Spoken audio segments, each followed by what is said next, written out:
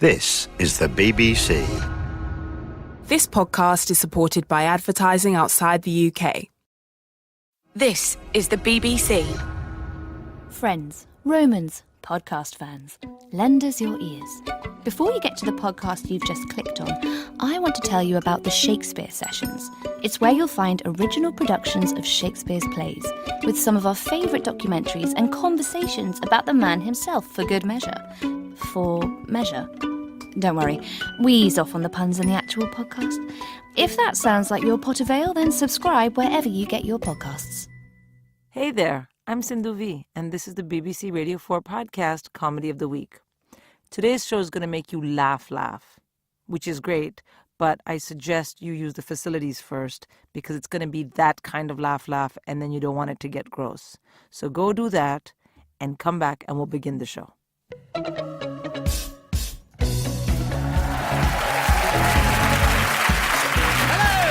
This is Joe Lycett's Obsessions. Obsession, it's the reason some people have for living and the reason Holly Willoughby's bodyguard has a photo of me on the office wall. Some people collect stamps, some people collect garden gnomes. I collect stalkers, and they're all here this evening. Every week we'll be talking to people about the things that they're obsessed by and providing a safe space for the famous and the not-so-famous to confess their guilty secrets. So if you want to find out about Eamon Holmes' fixation with spicy sauce or E17 star Brian Harvey's collection of old towels, you've come to the right place. I want to start off by telling you about just a few things I'm obsessed with. This is something I cannot get enough of. It's the sound of Jessie from the pop band Little Mix playing a game where you have to imitate a Jamaican accent. Here it is. Oh, have you... Oh, Marley.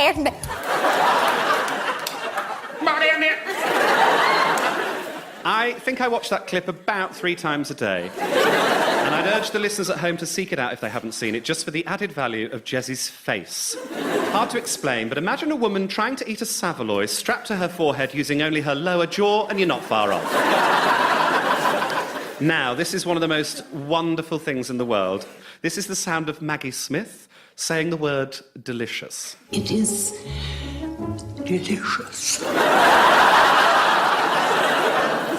You might think that audio is taken from Downton Abbey, but it's actually just a recording of her having a Greggs steak bake at Weatherby Services. Now, we have an audience here full of obsessives, all ready to confess their secret shame. Audience, shout out, I'm a disgrace! I'm a disgrace! That felt great.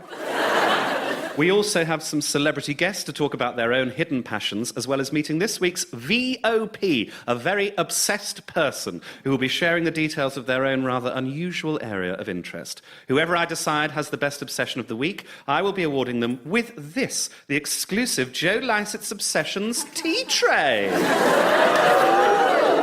A tea tray? Why is that, you ask? Because for some reason my email to the producer got auto-corrected to tea tray when it was meant to be 10 grand.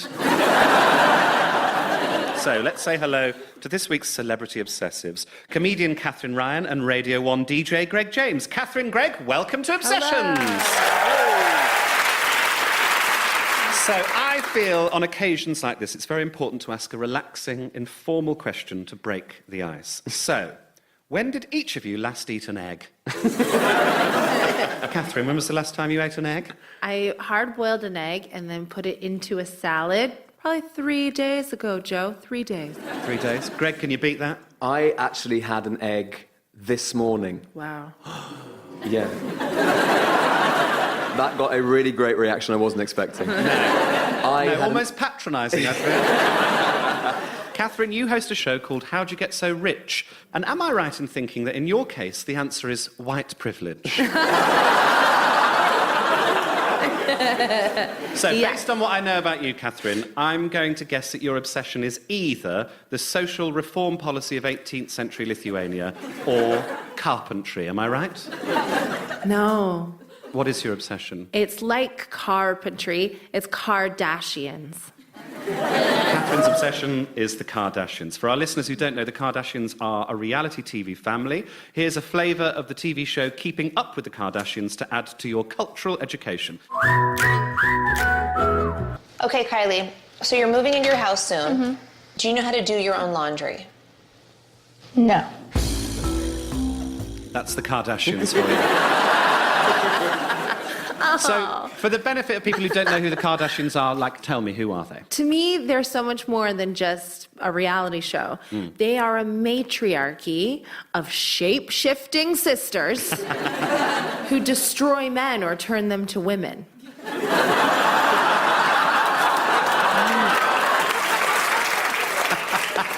It's very much a sci-fi program. Can you explain the family tree of them? Because there's a lot of them, aren't there? Oh, there are so many, and that's what makes it fun. So Robert Kardashian Sr. defended O.J. in the O.J. Simpson murder trial, and then... Yes, Ross from Friends. Yeah. And then he married Chris, and then they started having babies right away. They were this rich family. I love them, Joe, because I think it's become fashionable to disparage the Kardashians and to say, what do they even do? But you seem to respect them for their business acumen, don't you? I think they have great business acumen. And granted, Kim shot to fame when a tape was released, like an intimate videotape, but she didn't create that culture. That culture existed, and then she found a way to turn it around and thrive in it. And then I just like them. I think they pay tax, they support each other, they're really nice, and they have political issues that they'll insert into the show, sort of like a Trojan horse. They did a gun control one, and they act like, oh my God, should we try to shoot a gun? I don't know, is it fun? And I'm like, wait a minute. I'm sure I heard them say they were pro-gun control. Yeah. But of course, they were, oh, you know what? I talked to some people, it's actually really dangerous. They had stats. So it sounds trivial. They've really helped me through some dark times. I love it. They don't cry, they get in the gym. That's what Chloe did. She started weightlifting. I thought, here we go. She's going to be drafted by the NBA, beat him at his own game. Have either of you ever met a Kardashian? Yes. Have you? I have. Surely Where? you have. I actually right? haven't, no. They don't stroll into Radio 1? Only when I'm strolling out. Well, who did you meet? Which one? I met Courtney, and she's my favorite one. And she was dating this just horrible Scott Disick for a long time, had 3 children with him. I don't like the man. I'll be honest. He's very charming, I will say that. He's annoyingly gregarious, but I just don't like him as a partner and father. And Courtney is an attachment parent, just like I am. She really looks after those kids. Really, I just love her so much. And then I saw her, and unfortunately, I was a little bit merry at this awards, and I usually am not. It really happened by accident, because I'd been doing this tequila podcast. And then... we are doing the wrong show, aren't we? Gosh. I went up to her, and I was like, Courtney. And I thought, see, the trouble with reality television, when you feel that you're let into their lives and you get to know these people, is you really believe that you know these people, and you don't. And so I had this air of familiarity. I was like, Courtney, I love you so much. You need to leave Scott. It's a bold intro, I'd say. Yeah, it was not appropriate. And she's like, well, I don't know, why? Where would I go? And I'm like, anywhere, burn the house down, leave it. Okay, Catherine, I want to see how obsessive you are about the Kardashians. Okay. So we're going to play a little game. It's called A Spot of Keepy Uppy. Now, the Kardashians TV show is called Keeping Up with the Kardashians. We want to know if you can tell us which of the following storylines are genuine episodes of Keeping Up with the Kardashians and which are from the BBC sitcom Keeping Up Appearances.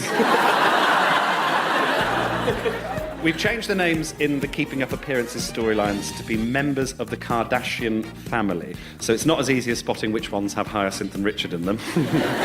Okay, first one. Kim and Chloe buy Mason a fish. Chris tells the family that she wants to plan her funeral. Is that Keeping Up with the Kardashians or Keeping Up Appearances? Yes, you're listening to Radio 4. That's Keeping Up with the Kardashians. Totally. Correct. They went to this beautiful burial place. Next one. Kim is searching for her dream kitchen worktop while Chloe thinks she may have athlete's foot. Keeping Up Appearances. Seriously? That's the Kardashians. Although, look, listening to that plotline, I can quite understand why you're obsessed. It's riveting stuff, isn't it? And let's do one more. Chloe ends up getting stuck on a runaway horse while Lamar gets his head stuck in the ceiling. keeping up appearances. Totally. Yes, keeping up appearances. In case you're wondering, and I won't keep you in suspense, it's Emmett who gets his head stuck in the ceiling. Classic Emmett. Well, you got a good score, so either you are genuinely obsessed with the Kardashians or you like keeping up appearances more than you're letting on. Yeah. Brilliant. Catherine Ryan, everyone. Thank you. Now comes the point in the show where I talk to what we call in the business normal people. I've never met one before, but I hear they're truly awful. As our audience were coming in, we asked them to write down any obsessions they have on a piece of paper and then asked them to toss it in this bowl along with their car keys. Let's have a rummage around and see what I can find. First one. Oh, Isabel Diaz Gallagher. You put plants. Taking photos of plants normally end up killing them. Even xenophytes. Xenophytes. I managed to kill all my cacti from overwatering them. So yeah, that's... You love them too much. Clearly. You want to drink, don't you? We are now gardeners. Question time. Thank you for your obsession. Isabel, everybody. Isabel? Where's Bridget? You've put here, I collect skulls of wildlife. If I see a piece of roadkill, I take it home and let it biodegrade, and then I keep what's left of the skeleton. I've got quite a collection. This is an unusual one. What's going on, Bridget? I like interesting things that I find dead by the road. What sort of size collection are we talking, Bridget? Badgers, stoats, weasel. This is amazing. When did you start doing this? Shrew. And what's the shrew? Delicious. Where are you from? Hereford. Oh, that explains everything. Who are you here with, Bridget? I'm here with my daughter. She's really weird, isn't she?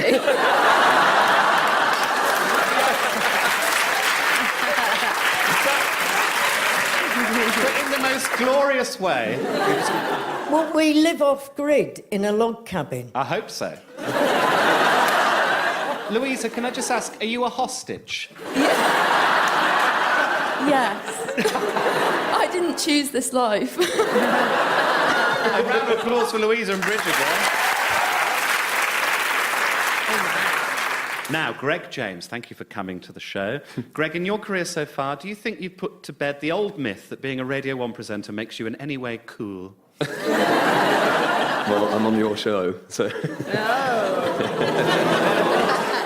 You recently completed a Gregathlon where you climbed the biggest peaks in the UK, and you co-hosted an edition of Sounds Like Friday Night with Liam from One Direction. Which one damaged you more? The Gregathlon was amazing. Tell us...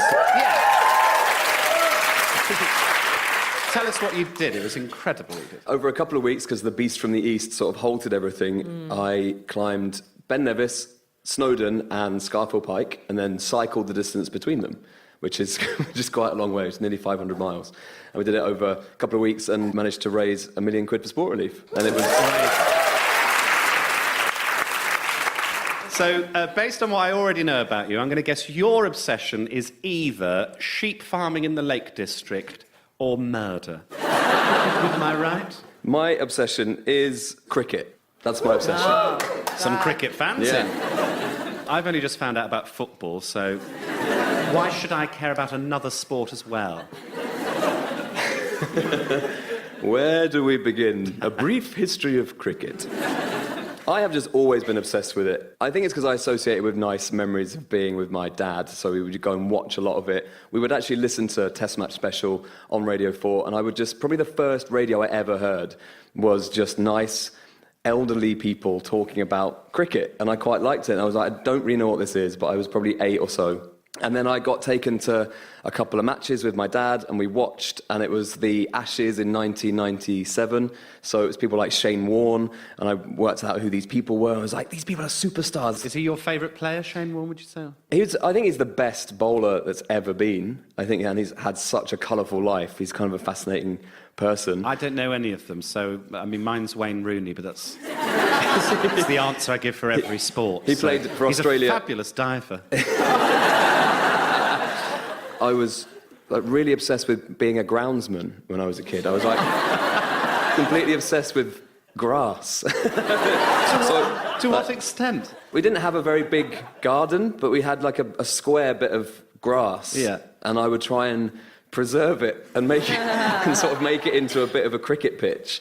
I put a shower curtain over it so that the rain would stay off it, so that the next day it would be like, it's dry, I can play. It was quite a lonely childhood. But there was something about it that I really connected with, and I played a lot when I was at school, and I still go with my dad, and I sort of love it as a day out more than anything, just because you sit and you watch it and you can dip in, you get a bit of the story. I think that's the thing with test match cricket in particular, is that people go, oh, it's 5 days, so boring, and at the end of the 5 days it's a draw, what does that even mean? I always say it's a bit like getting into a properly good novel, and that if you really invest in it and you know what all the characters are doing and you know all the little battles that are going on and you know how the story develops, then you really get into it. But I do understand, if you're truly passionate about something, I think you've got to understand why other people think it's awful. And I do, but I try and convince people of it. So it's basically Kardashians with bats. Correct. If the Kardashians played cricket, would you be interested in the Kardashians? Of course, yeah. I'm all for trying to make it appeal to as many people as possible. And I think they do wacky things like that. Like they have DJs that go along and play on the boundary and stuff. So when there's a 6 or a 4, they're like, the DJ starts playing and hyping the crowd, and they have fireworks and like flamethrowers and all that kind of stuff. Cricket? At cricket, yeah. So you played when you were younger, but you also played in charity matches. You played in the Test Match Special 60th anniversary match. I did, yeah. And you dropped a catch. I don't know what that means. Well, I sort of am a bit phobic of playing now because I'm not very good anymore. I was quite good as a kid, but when you're 18, I was like, I can't be bothered with this anymore. It's too much like hard work. And then they asked me to come and play these celebrity charity matches and stuff, but you play with ex-professionals who are still amazing and really so competitive. Yeah. So if you drop something, they are at you. And they're going, what are you doing, mate? Why did you drop the... And well, we have a clip, so should we just listen to that? If they want to watch it, I'm slip, hang on. Oh! I just dropped the cat! I just dropped it because I'm on the phone! What are you doing? Oh. That's really bad, isn't it? Come on, Red, just dropped it live on Radio 1. Sorry, mate. I'll tell you what, we'll wrap this up if you want, Greg. So, but you might have... Please do not applaud that. But you might have heard the person in the background going, what are you doing? Yeah. That's Michael Vaughn, ex-England captain. I mean, it was a low point for sure. I like him saying, we'll wrap this up if you want. Like you're going to go, yeah, let's keep this going, I feel. Actually, the first international cricket match I'm reading here was between the US and Canada. Wow. It's piqued your interest, isn't it? Let's move on. We want to play a game with you to explore your cricket obsession. Now, some people say that cricket goes on a bit too long, and I can tell you exactly how long it goes on for. As you said, a test match lasts 5 days and has the potential to contain 30 hours of actual playing time. So in this game, Greg, I'm going to give you a list of activities. For each one, I want you to tell me, does this take longer than a test match? Does this take longer than a test match? Listening to an entire week of Greg James's Drive Time show on Radio 1. It's slightly shorter, the week of shows. Cricket is longer. Yes. Yes, your show takes 12 hours, just seems longer. Watching the original Lord of the Rings trilogy in its extended director's cut. Yeah, that did drag. I think Lord of the Rings is longer. No, the cricket's longer. You can watch all of the Lord of the Rings films 3 times over in the time it takes to play a test match and still have a bit left over to start on The Hobbit. Although it's important to know that either way, you're a terribly boring bastard. And cooking 150 packets of Findus crispy pancakes, 1 packet at a time. Let's say cricket's slightly longer. No, it takes longer than the cricket. You can only cook 120 packets in that time. Barely enough to burn the mouths of a medium-sized primary school.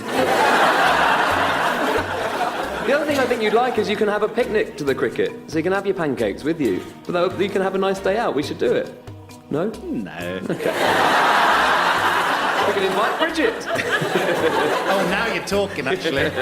final one. Having sex 330 times. This is based on the international average duration, which I think us British people probably bring down a little bit. Cricket is definitely longer. Yes, apparently the international average time for sexual intercourse is 5.4 minutes. No, it must include foreplay. But that means you can have sex apparently 400 times in the space of a test match, unless you get thrown out by the Lord's security. Oh, got a special bonus question for you, Greg. Listen to this clip.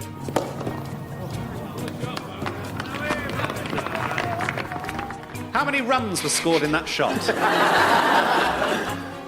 2. Incorrect. I have no idea. Rick James, thanks for sharing your obsession.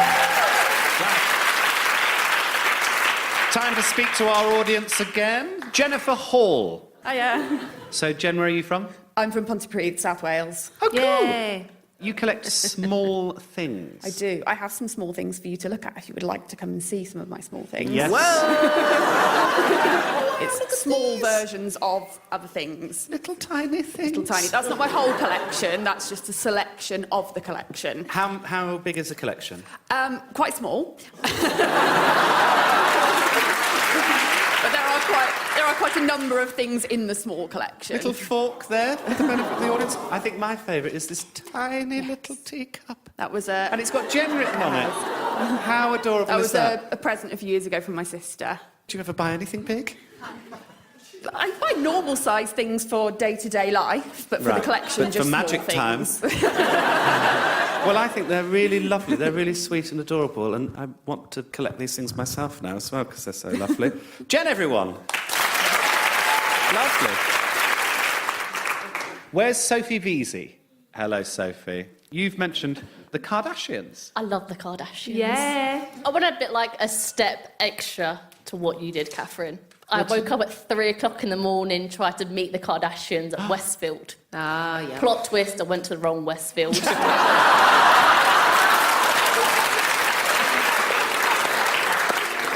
was about like... Yeah. Oh, Sophie, you idiot. One of your other obsessions in this very long list, Sophie, is dog spotting. Oh, my God. I don't know You're what this not is. supposed to write dog spotting. That is one of the things about dog spotting. And the rule is you can only post pictures of dogs that you see in the street. And it's people that walk past dogs and they're like, oh, got to film it. And they, like, video them, like, petting the dog. Like, 10 out of 10 would pet this dog again. Bread loaf.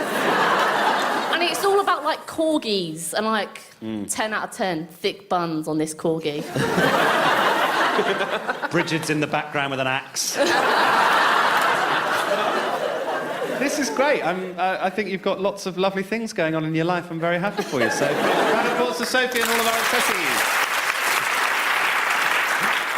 Now for the part of the show where I welcome our special VOP guest. That stands for Very Obsessed Person. It's someone whose obsession isn't just a hobby, it's become a job and the thing that shapes their entire life. So everyone go wild and welcome to the stage, Matty Faint, everybody! Welcome, Matty. Good evening. Welcome to Obsessions. Thank you. Catherine, Greg, can you guess what Matty's obsession is? You can ask him for a couple of clues if you'd like. Yeah, can we have a clue? That's not a baby for listeners at home. We've got a red nose on. Is it Lenny Henry? Possible, it's possible. Matty, what is actually your obsession? Well, I'm a clown. Oh. Matty is... yes. So, what makes you more than just a clown? You're obsessed with this, right? I've been a clown 47 years, which is amazing, really, because I'm only 35. I started very young. I run the Clown Museum in Dalston, London. So you're the curator of this, Curator, right? yeah. The Clown Gallery and Museum? It started off as a gallery of pictures, and now it's a museum, tucked away in the corner of a church. Wow. It's actually the Clown's Church. Imagine the weddings. Take this seriously. Yeah, so it has a long history, clowning, as we know, but the Clown's Gallery Museum has been at the Clown's Church since 1959. And what originally got you into clowning? Is it a bit like drugs? You sort of start off dabbling with juggling and then it moves Well, on. I came to London 1969, having got a scholarship with the National Youth Theatre. I've had an amazing 47 years of it. In that bag, you've also got a clown costume that you're going to... Oh. I was going to show you this. This is probably something you've never seen before. Do you know what this is, anybody? It's called a slapstick. Oh. Oh. Do it again. See me later.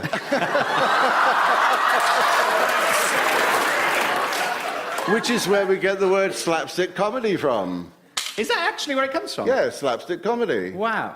And that's about 1880. In the bag, you've got me some clown shoes, haven't you? Yeah, hang on, I'll take my shoes off. Yeah, take These your ridiculous, shoes off. normal, human-sized shoes. I'll just show you these while you're getting your shoes off. These are very old clown shoes from about 1920. So, Wow. Oh, there's this mask. Oh, Oh, look at yes, that. this That's is Punchinello's mask from the Commedia, where we get the Punch from, Punch and Judy. You see a lot of these sorts Punchinello. of things in Venice and that kind of thing, You don't do, you do. Well, that's an original.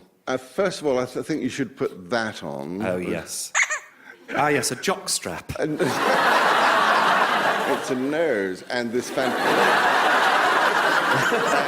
yes, and here we have an amazing jacket. So where's this come from, Matty? This is from Clueless. America. Made by a woman called Betty Cash, who died last year. In fact, the person wearing that jacket also died last year. So I'm wearing a dead person's things. You're going to put this wig on me, Matty? Are you ready for this? Yes, I'm ready. Okay. You ready? This is where he hits with the slapstick. Oh, Joe, that's Is there a nice look? That looks good. a bit...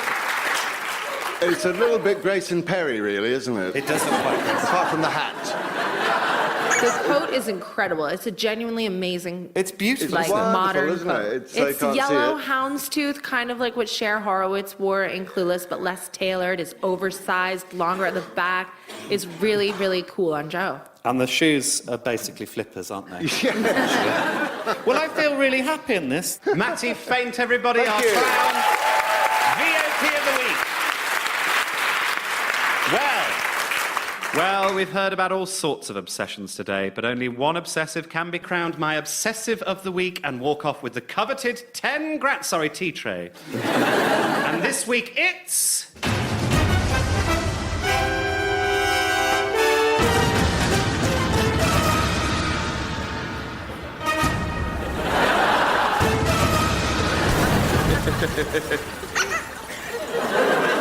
Delicious. I'm going to give it to lovely Sophie Beezy, who went to the wrong Westfield, because I just think that is... Thank you to our wonderful audience, my guests Catherine Ryan, Greg James and Matty Faint. And remember to keep hydrated, never eat yellow snow, and stay weird. Bye-bye! Joe Lycett's Obsessions was written and hosted by me, Joe Lycett. Some of the things I said were written by James Kettle with additional material from Laura Major and Mike Shepherd. The producer was Susie Grant and it was a BBC Studios production.